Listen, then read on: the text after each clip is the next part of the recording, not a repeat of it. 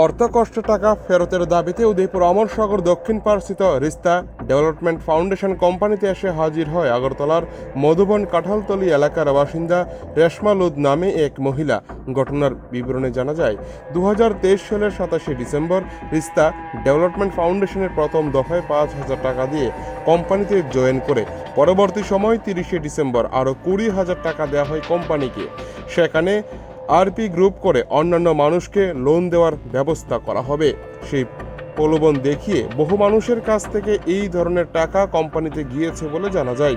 পরবর্তী সময়ে 7 দিনের একটি ট্রেনিং দেওয়া হয়। সেখানে কোনো প্রকার ট্রেনিং নিতে ইচ্ছুক হননি রেশমা লুদ নামে এক মহিলা। নিজের টাকা ফেরতের দাবিতে সোচ্চার হলে কোম্পানি তালবাহানা শুরু করে পরে বাধ্য হয়ে মাসের পর মাস চলে গেলে এবার উদয়পুরের কোম্পানির সেই অফিসের খোঁজ পেয়ে আগরতলা থেকে ছুটে আসে রেশমা লুদের গোটা পরিবার। পরবর্তী সময়ে অফিসের কর্মীদের সাথে কথা বললে তারা গোটা বিষয়টি কিছুটা চেপে যেতে চেষ্টা করে। পরে রাধাকিশোরপুর থানায় গোটা ঘটনার খবর দেওয়া হলে বড় মাত্রায় পুলিশ ঘটনাস্থলে ছুটে আসে এবং কথা বলে উদয়পুরের দায়িত্বে থাকা সেই কোম্পানির কর্মীদের সাথে, কিন্তু সঠিকভাবে কোনো ধরনের সদুত্তর দিতে পারছিল না কর্মীরা। পরে সংবাদ মাধ্যমে প্রশ্নের উত্তরে পুলিশ জানায় অফিসের কিছু নথিপত্র থানায় নিয়ে যায় এবং গোটা বিষয়টি তদন্ত করে দেখবে। গোটা ঘটনায় উদয়পুরে ব্যাপক চাঞ্চল্য দেখা দেয়। আরপি জয়েন করছিলাম এই ডিপার্টমেন্টে।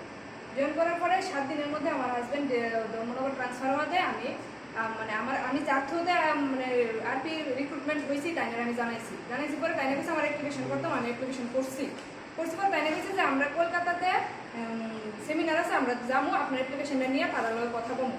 এই কথা কইছে তাই নিচে নিয়ে এসে আর আমার একটা কোনো রিপ্লাই দেয়নি। তারপরে আমি আইসে পরে কত টাকা নিচ্ছে আপনাদের কাছ থেকে? 25,000 টাকা। বাসা কোন জায়গা আপনাদের? আমার বাসা কাঁঠালতলী, আগরতলা। এনআইএসএম কি লিখে এই ব্রাঞ্চ থেকে আমার করাইছে। তাই আমি আগরতলা ব্রাঞ্চে কইছি আমার সব হইব, কিন্তু তারপরে কইছে যে না আপনার উদয়পুর ব্রাঞ্চে যাইতে হবে। কত মাস ধরে আইতেছেন আপনারা? আমি আগরতলা ব্রাঞ্চে 6 মাস ধরে ঘুরতাছি, আজকে না পাইরা উদয়পুর ব্রাঞ্চে আইছি। এখন কি কইছে আপনাদের আশ্বস্ত কি? এখন আমরা কোনো আশ্বস্তি নাই। আমি যা দিছি ডকুমেন্ট সব পাঠানো হইছে, তারা আমার কোনো রিপ্লাই দেয় না। আমি আজকে 2টার সময় এনে বই রইছি, এখন বাজে 7:30। কত টাকা দিছিলেন? 25,000 টাকা। এখন আশ্বস্ত পাইছেন না, এখন কি করবেন আপনারা? বিকল্প এখন আমি জিনিসপত্র তুলে নিয়ে যাবো। আইনি কোনো পদক্ষেপ নিয়েছেন? আইনের পদক্ষেপ আমি থানা জানাই আছে, আমি জিনিসপত্র তুলে লইব। আমার টাকাটা দিয়া তারা আমি আবার জিনিসপত্র হ্যান্ড করতে পারি। আপনার নাম? আমার নাম রেশমা লুদ। মানে কতজনের সাথে এই প্রতারণার অভিযোগটা হয়েছে? যে আমার কাছে আরো একজন ফোন করেছে, এখানে কাকরাবনের একজন পারমিতা দাস, তাই না? আমার ফোন করে বলতেছে দিদি আমি কি করতাম, আমি তো তুমি আয়ো মানুষজন নিয়ে এসে ব্রাঞ্চে।